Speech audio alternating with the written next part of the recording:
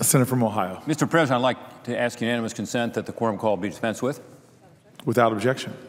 Mr. President, I rise today along with my colleague from New Hampshire, Senator Shaheen, to talk about the Energy Savings and Industrial Competitiveness Act. Now, this is one of those pieces of legislation that we ought to pass around here. It's bipartisan.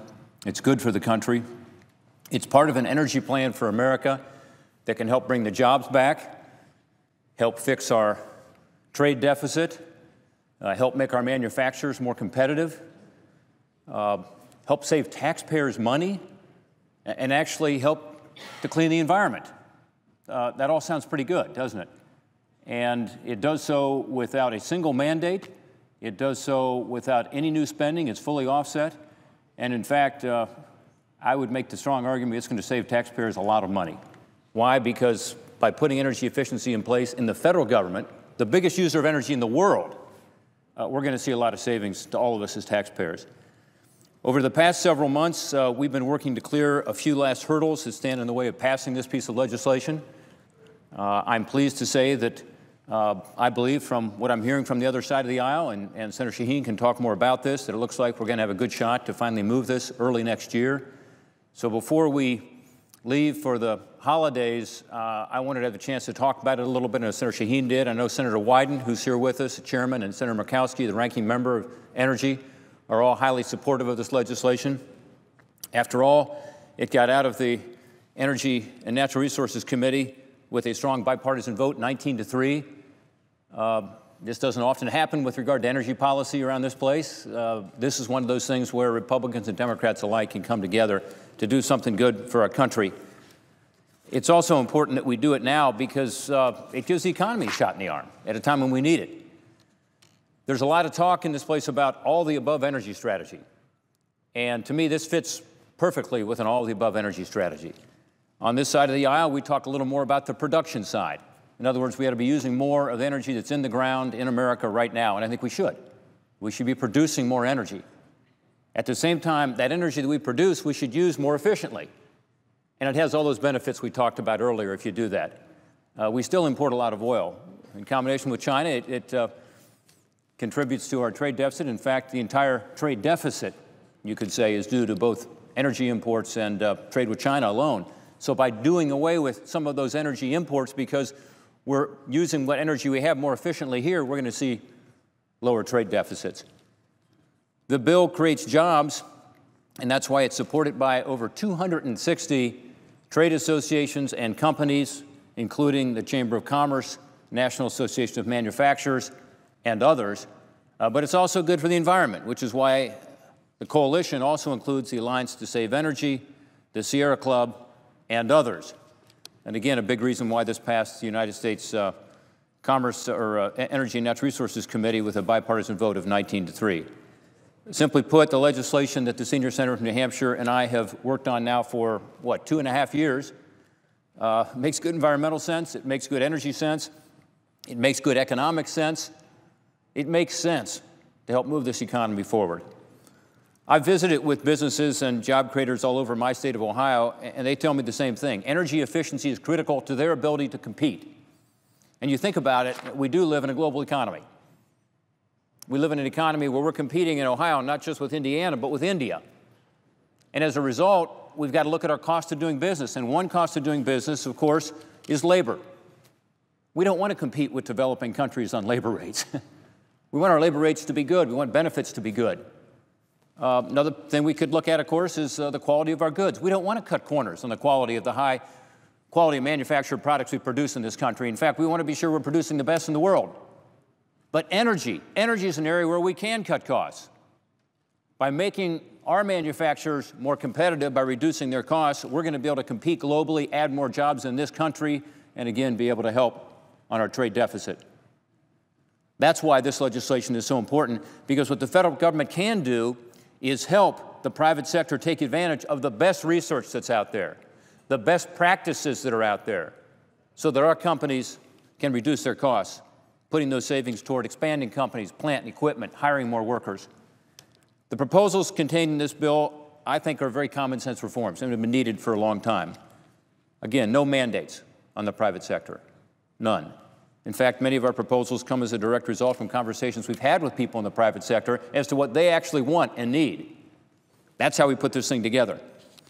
It's also about how the federal government can become more energy efficient. We talked earlier about the fact the federal government's the largest user of energy in the world. Think about that. And our bill basically says, the federal government, why don't you start practicing what you preach? There's a lot of talk about green energy, green technology, and so on at the federal government level, but actually it turns out the federal government itself is inefficient. And we've got lots of studies that show that. More importantly, we've got ideas to make the federal government more efficient, less wasteful. It directs the Department of Energy to issue recommendations that employ energy efficiency on everything from computer hardware to operations and maintenance processes, energy efficiency software, power management tools. It also takes the common sense step of allowing the General Services Administration, that's the group that controls all the many federal buildings, offices, and so on. It allows them to update the building designs they've got right now in the works to meet new efficiency standards that have been developed since those designs were finalized. You can't do that now. That makes no sense. So look, the federal government's been looking for places to tighten its belt. Energy efficiency is a really good place to start. It'll save taxpayer money and help the environment in the process. All this adds up to a piece of legislation that Americans across the spectrum, the political spectrum, should be able to support. Again, fully offset, no mandates, requires the federal government to become more efficient.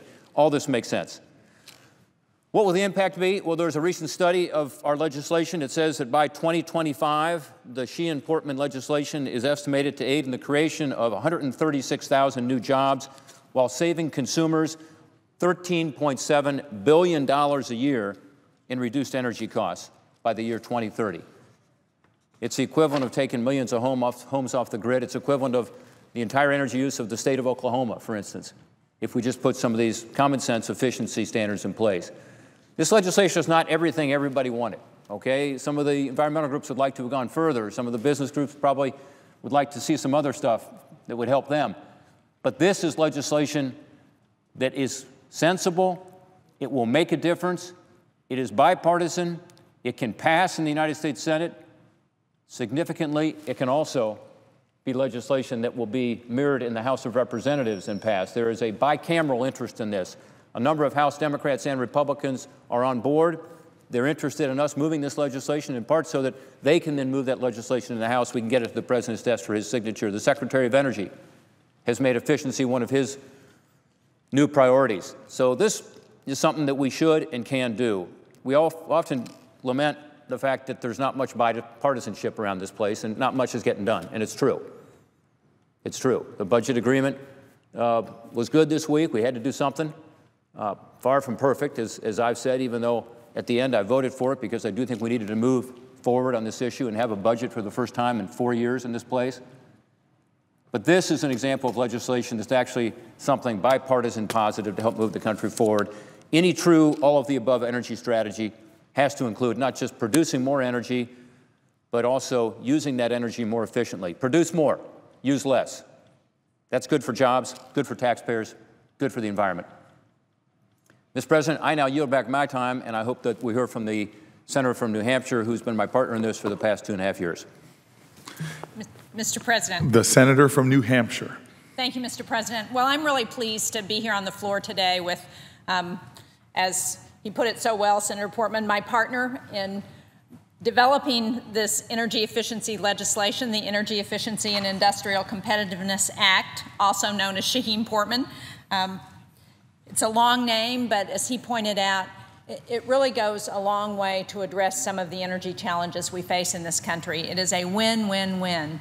And we heard earlier today a discussion about the importance of renewable energy as a way to create jobs. Well, this is one of the most important things, I think, about our legislation, is that it does promote job creation.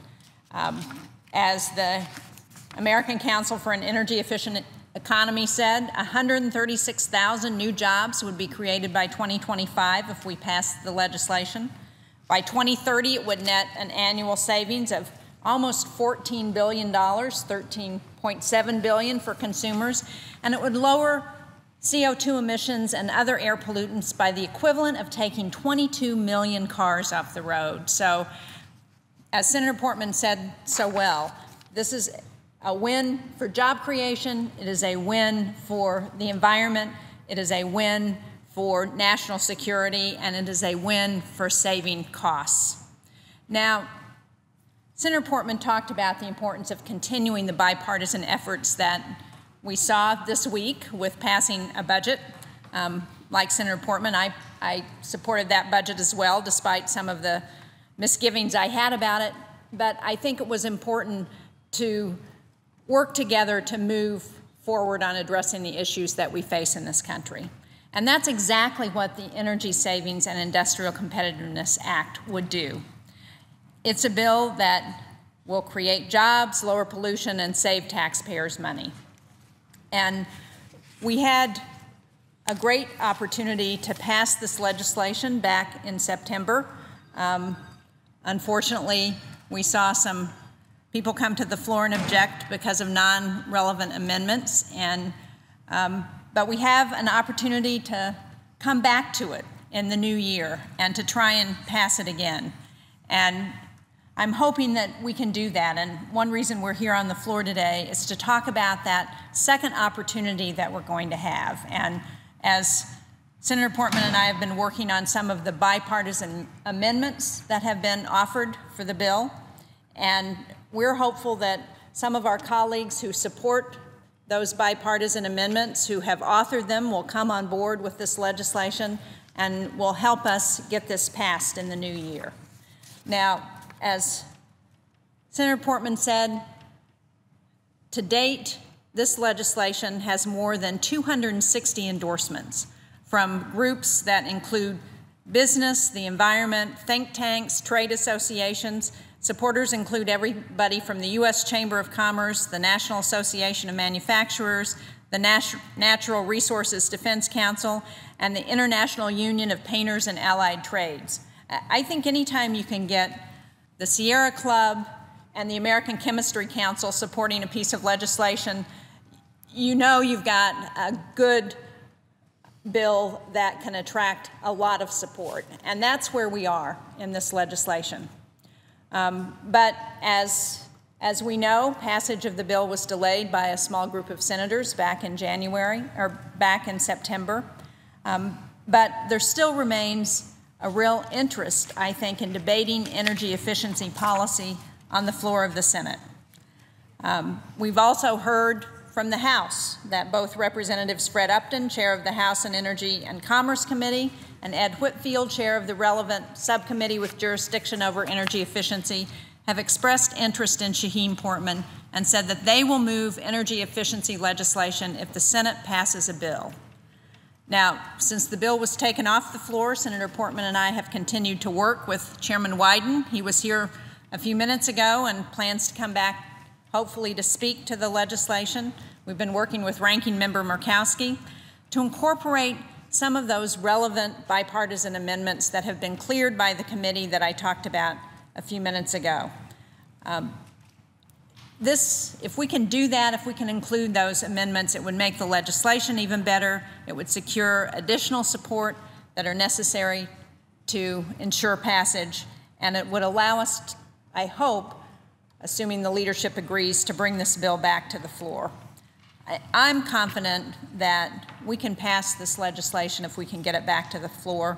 It has bipartisan, bicameral support. It's exactly the kind of smart, affordable energy and jobs bill that Congress needs to pass, that the President needs to sign in order to spur private sector growth, in order to save on costs of energy, and in order to address some of the environmental issues that we're facing. So I want to thank Senator Portman. I want to thank Chairman Wyden and Ranking Member Murkowski for all of their help in working with us to promote this legislation and advance the bill. And I really look forward to working with those 260 groups, which also include the Alliance to Save Energy, which I think it's important to recognize them for their support. But to be able to bring this bill back, to get it through, and to really, for the first time since 2007, get some energy policy done in this Senate. So thank you very much, Mr. President. I yield the floor, and thanks to my colleague, Senator Portman, we will be back after January.